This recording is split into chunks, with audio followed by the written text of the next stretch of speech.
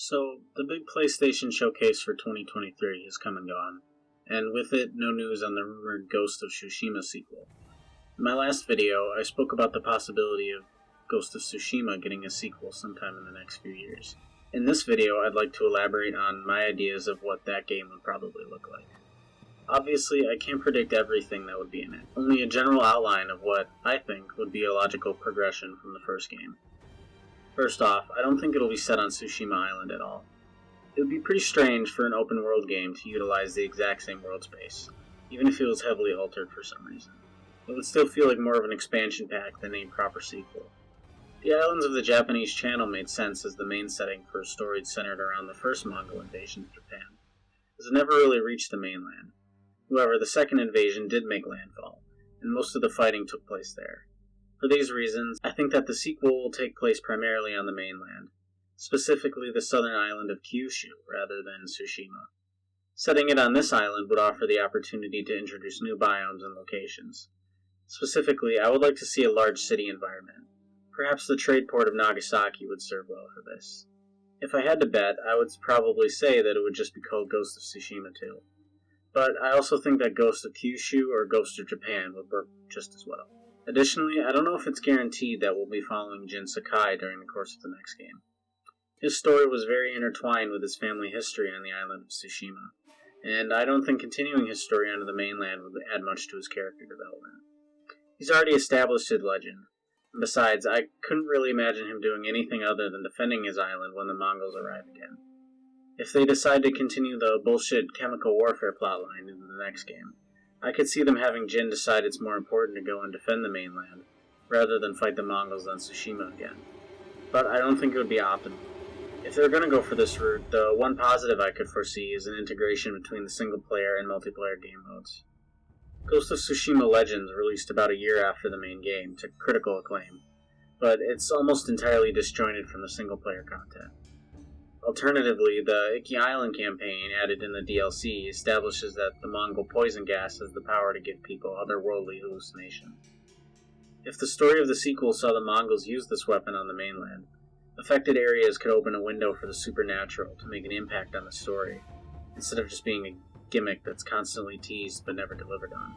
Ultimately, I think it would be better to play as a new character instead of Jin, one whose presence on the mainland would be easier to justify, and one who could circumvent the multiple endings of the first game.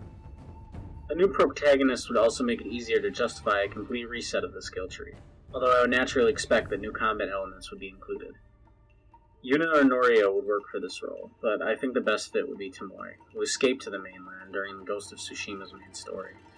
Her backstory as a past Mongol ally would provide some interesting depth and conflict to her character, as she would be initially forced to defend herself from both sides. And a potential character arc would see her come to defend and care about local peasants, who she previously abused with reckless abandon. Perhaps the game could begin in the capital city of Kyoto. After her traitorous past is exposed, she would be forced to escape south, where, incidentally, the second Mongol invasion is made. Caught in the middle of the violence, she would be forced into a position of a ghost, initially hiding among the local peasants and then assuming the position of the protector. Fighting against both the Mongols and the Japanese would introduce plenty of new enemy types, and in the course of the campaign would see her building up her peasant faction and pushing back against the encroachment of both sides.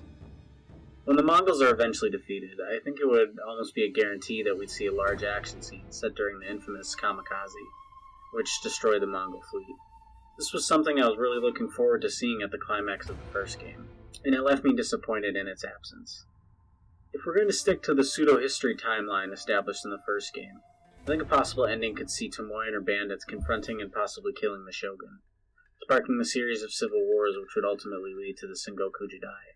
If we even wanted to get really meta, this decision could lead to her having a duel with Jin, representing the growing divide between the peasants and the samurai, and possibly teasing a third entry set during this infamous conflict.